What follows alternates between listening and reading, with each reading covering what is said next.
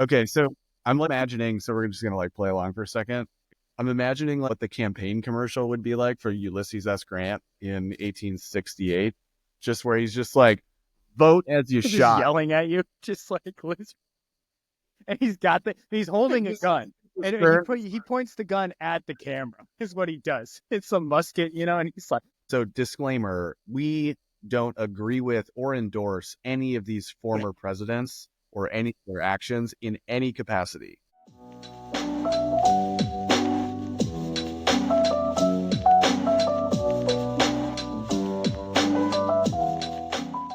Hey, we're here. hey, sweet, what's up? Okay, so we're back. We're talking about something that's very front of mind, but we're not going to talk about the specific No, thing. We're going to I would dodge it. love to dodge big time. We're going to big time dodge it. So we're talking about presidential election campaign brands, Visual verbal branding for presidential campaigns, right? Yep. It's not related to this specific topic, but related to presidential campaigns overall. I don't know if you saw this on Robinhood. Right now, you can effectively bet who Oh my God. wins the No presidential. thanks. That's insane. God. I think I'm reading this correctly. Collectively, 74 million bets on combined That's like more candidates. people than are going to vote. This is like, yeah, right. It's approximately 50 cents per. Just in Robinhood. I'm sure they're doing this elsewhere. And it's called an event contract. I didn't even know this existed. But of course I did it because I saw it. I was like, well, definitely do it. Like, why wouldn't I? Anyways, I just thought that was fascinating. Whoever wins, you get paid out $1 per bet you make. Really fascinating. Okay. We're going to talk about presidential campaign branding, visual and taglines. Call it visual verbal, right? The visual ID and the verbal ID, as well as maybe call it key messages from the campaign. Yeah. So I had some like two big takeaways. My like biggest thing, I think we need to bring back campaign buttons. Oh, like circular buttons. There were some sick buttons. That was like the most eye-opening thing for me as I was digging into this. I was like, everybody had awesome buttons. Why don't people wear buttons anymore? Buttons have been eclipsed by two things that are objectively worse: yard signs and bumper stickers. And that's the most embarrassing one to me. It's just like when you got the super old bumper sticker, it's like, oh, so you voted in 2002? So like these super old bumper stickers on like your car of like, it's just like, oh, especially if the person lost and you're still just like, all those feel the burn stickers, like, and we'll talk about feel the burn, but like all those, it's like still on your car. It's just like, come on. Feel the burns, be still my heart. The best one. Wait, should we just start there? I think you. Okay, the greatest one of all time is Feel the Burn. Agree. And again, it's the best. Like the whole thing, it's so good. Also, just because like the silhouette of Bernie, he kind of looks like a mad he looks scientist. Insane. They didn't do a good job of like stylizing that image like at all. No, but Feel the Burn is so good as a tagline for Bernie Sanders. And I just generally like his Bernie. There aren't many that just use the first name and everybody gets it. My favorite one. Oh. Jeb 2016. For any of the viewers who don't know who Jeb is, it's Jeb Bush, right? It's the other Bush boy. And not only does he go by his like kind of awkward sounding first name, right? Bernie sounds great. Yeah. Jeb sounds like weird as Jeb. No offense to name Jebediah. It's very nice, great, cool, good for you, right? But then he put the exclamation point on the end, so it's Jeb, and it's like, what are you doing, man? Like, so I think here's the comp for like what, like the most similar for what it would be like. It would have been like if William Clinton ran and his like branding was Billy with an exclamation point. Do you have any other like high level things that you noticed? Like, so I do. There are a couple things. So in the 1800s, so I could really only find good ones back to like 1840, and then before that it kind of like it went off. Couldn't find like the stuff. in the 1800s, if you look at all of the slogans in particular, because like I couldn't find like visual stuff for every single one, they're either super fun and provocative, where they're like poking fun at the Yeah. other person, or it's just like crazy on the nose and really boring, and there's There's like no in almost between. nothing in between. Yeah, it's really fascinating. Like I'm trying to give like a good example to like one of them is just like a guy, Henry Clay, ran Yeah. for president in 1844, and his campaign slogan was, "Who is James K. Polk?" Like just shit talking. He's just like, you don't even know who this dude is. Like, why would you vote for this guy? That, that, that's what it was. But he was like, he's just like, he used the guy he's running against name in his slogan as just Who is like, this who is guy? this guy? Why is he running? And then he lost, right? Because Polk is a real president. Yeah, James K. Polk was a president. He won that election. But like, I'll tell you who he is. Who the hell is Henry Clay is the real question here. the other thing I didn't realize, there's a lot of recycled Oh, slogans well, out I there. mean, and I saw the clearest example of that, but which one did Reagan. Reagan. Reagan to Trump? Yeah, I had no idea until we started researching this. So, but what is Reagan's was a little bit different. So obviously we've got mega. It says let's make America So great. he's inviting you to participate. Totally thought Trump just came up with that by himself. Like, you know. Oh, well, and then the other one I found, I think 4 different presidents used this as a slogan when they were running for their second term. Don't swap horses midstream, which like clearly that's a saying from like 18. What does that mean? Does that mean like, you don't want to like change horses while you're crossing a river on a horse? why the fuck would you ever do that? And why is there another horse? Like you're riding a horse and then you have another horse to get on and you do it in the middle of a river? Like what does that even fucking mean? There was one more that I saw that you had called out, Tippy Canoe and Tyler too. So he's Tippy Canoe and Tyler's his running mate. And then it got reused by his grandson, who was the next Harrison that gets elected. And so he says Tippy Canoe and Morton too, because Morton is his running mate. And it worked for both of them. What else stuck out to you in here? Found some really good ones. I was really surprised that the Lincoln primary brand for his first term was "Vote yourself a farm." Because of what? Like, because of wait, why? Like, because he was going to give people, people farms.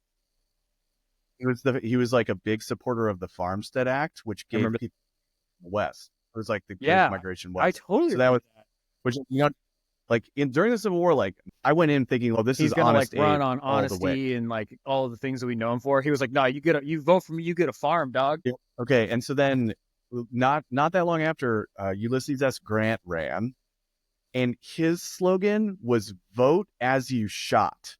So he was right after the Civil War. Hard. Now that's hard as nailed.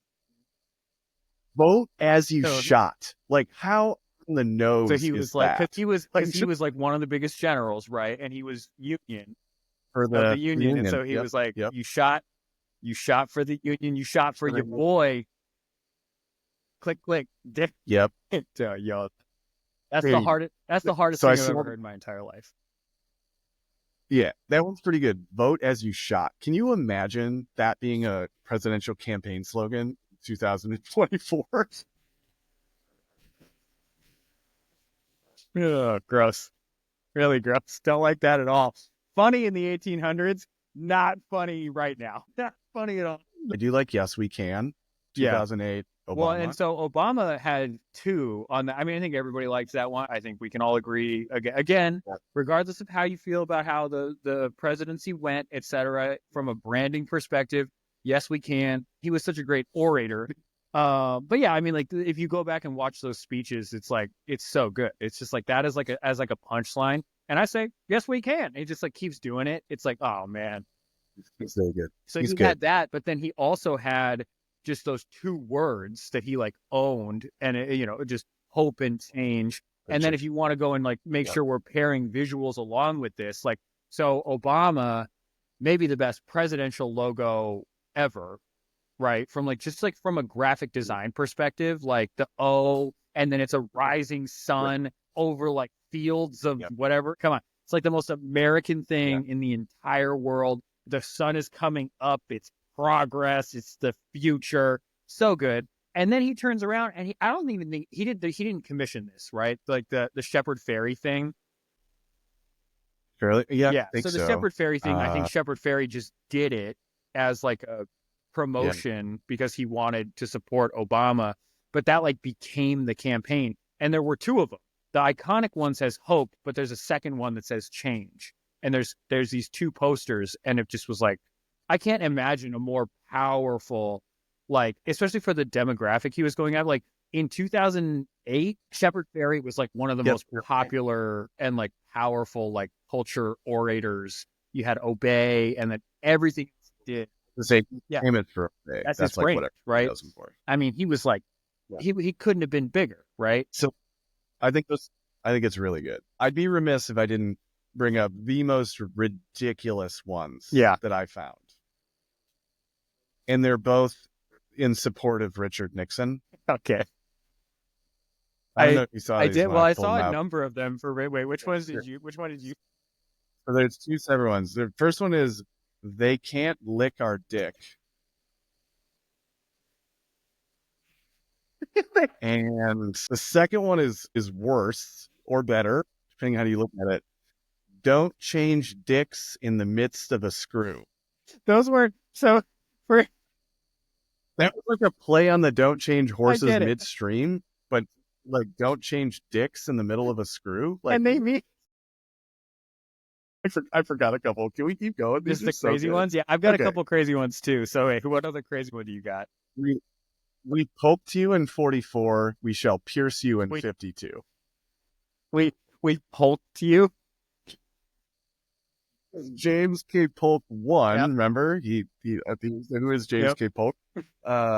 He won in 44, and then Pierce ran in 52, and so he was like, "Well, we poked you in 44, so we shall pierce you in 52." Was he like an associate of Polk? I'm assuming.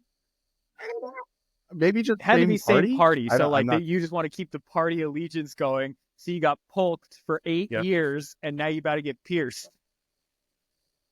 Yeah. Okay. The last one, because these are so good. This one is just like it's like something I would come up with. Like Cleve and Steve went Cleveland and Adelaide E. Stevenson ran. That one's so good. That one just sounds like a buddy film. Like Cleve and Steve, man. I love that it's their last names too. It's Cleve and Steve, man. That doesn't sound like the 1800s. I'll be honest with you. That sounds like straight up like 1984, like 90 Keanu Reeves and Jeff Daniels. I'm not going to put Jim Carrey in it, but those two are Cleve and Steve. Okay, that one's really good. Some of the ridiculous ones that I saw that I just like that I was just loving. One of them was the Calvin Coolidge one, and such a good visual for this that I sent you. But just keep cool and keep Coolidge, like, and then there's a visual of a fan blowing. The other one that I think is really funny is I think everybody knows the Eisenhower one of I Like Ike, which is great. Like that is, come on, again, let's talk about Stephen Cleve. I Like Ike is even better. And then when he was going for re-election, he didn't even try. He's like, yo, I still like Ike. He just left it, to be honest. No, but he was like, no, I still like Ike. I liked him. I like him again. Like that one to me is really, really good. I still like Ike. It's good. Well, and I highlighted, so let's talk about that one, because I visually I like that one a lot, like the original. Oh, it's so good. I mean, every way that it's done, it's just like a 3-letter word. He has it ginormous, like every time. It's perfect. Like it's just Ike. Like, and Ike, what's it? Dwight? Ike is Dwight? Like, I didn't know that. I'll be honest with you. Would have never known that. Yeah, I mean, and I like some of the modern ones. The ones I don't like, everything from like 2004 to 1980. It's bad. It's not graphic design. I mean, graphic design in that like period was pretty mediocre. Period. Like that's just like, you know. There's some good ones though. Like, okay, and then I mean, I'm going to tip my hat here. I know we talked about Feel the Burn Yeah. being our favorite. Of the ones of people that won, I don't know why the Roosevelt one, like Which one? FDR, is Which one is that? so it's like just Roosevelt. It's got the blue stars over the top, and then like the stripes of the flag going down. Just I mean, Roosevelt that's right in the pretty dang middle. good. I wonder how It's like so clean and it crisp. is It's good. good. It does make me wonder. I mean, and that typeface is like an interesting like serif on that one too. It makes me wonder though when I see these like old ones like that you have pulled here, how consistent they were with their usage, you know? Because like now with brands and like the Obama one is the example, it's like we've gotten to this point where like they're really, really cohesive with like it's always the same, it's always the same, it's always the same. I'd have to believe that the Roosevelt era they were just kind of like slapping graphic design on shit like left and right. There was probably not a lot of cohesion. So you see a few instances of like bangers and it's like, wow, that looks really sick. But it's like they probably didn't have that everywhere. Because actually a lot of it was probably grassroots too, right? People are just creating all their own I like Ike shit all over the place. And that's like that's fascinating to think about, you know. Oh, I'm sure. Yeah, there's probably way less like No, quality no, control on it. none, and no like no brand books, no stock. Dude, When are we when are we going to get another president that's just three initials?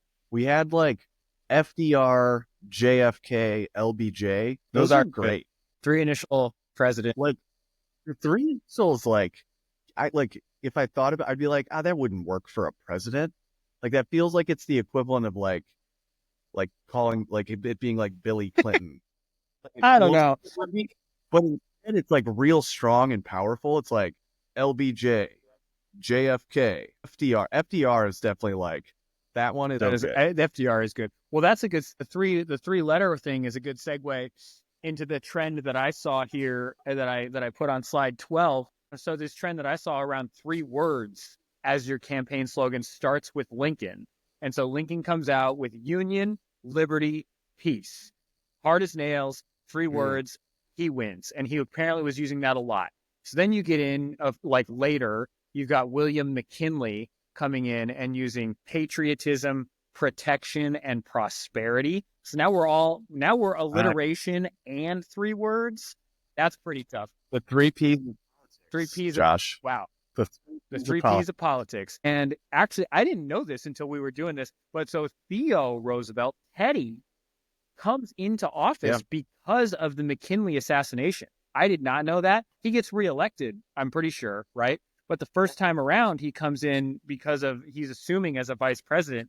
And when he goes for reelection, he comes in with 3 words as well. He hits everybody with unity, prosperity, and advancement, which is he's like, we're like, well, now we got progress in here. We are advancing. And then he's the last one where it works. Because then all the ones that I found after this, it doesn't work. So you've got some guy, James Cox, coming in afterwards with peace, progress, prosperity, which is similar to the 3 Ps, but he's got peace and progress versus patriotism and protection. But both of them want to promise prosperity. This is hard to talk through. He loses.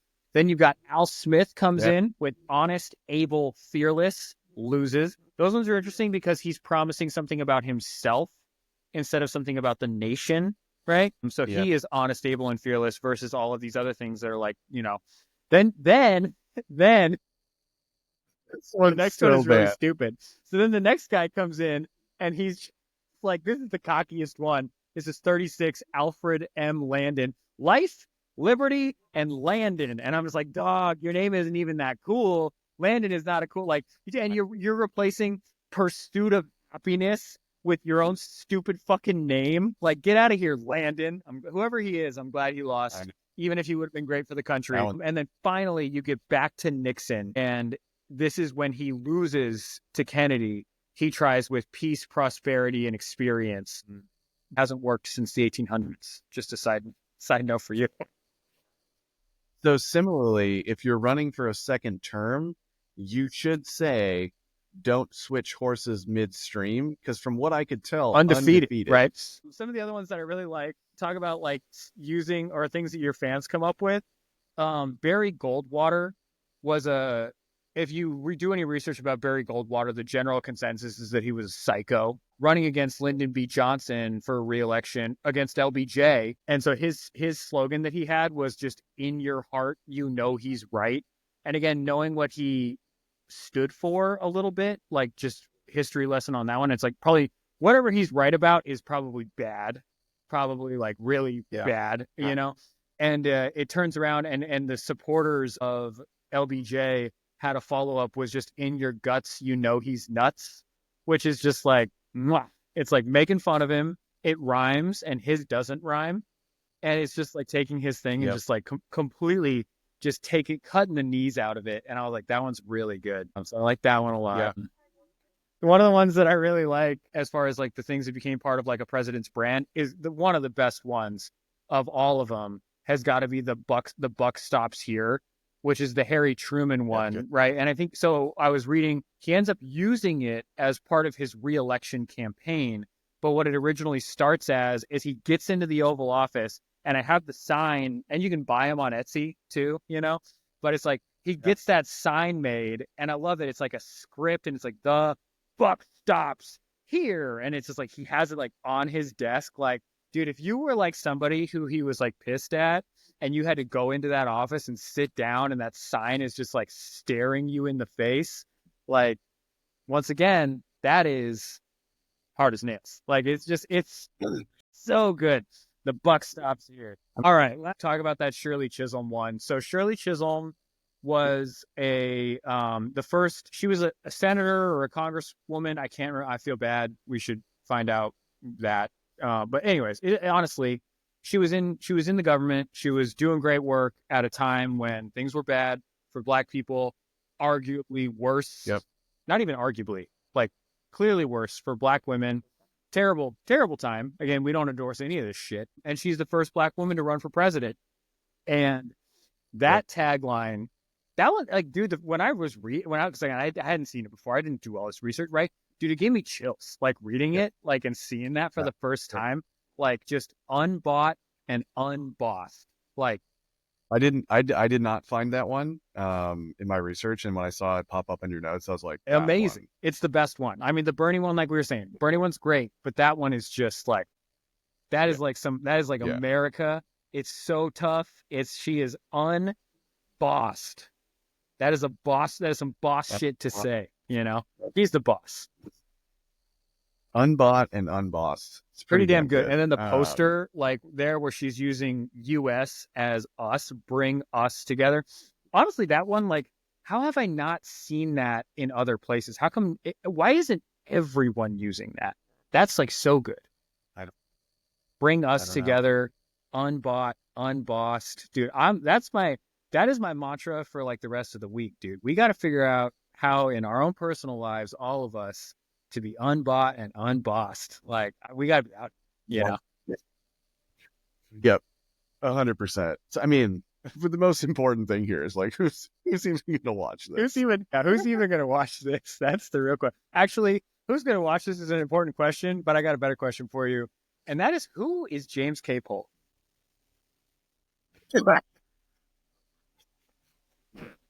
I don't know. Really, he was a former president, you know. But and he poked us. He poked us once. Shame on me. Poked me twice. Shame on me.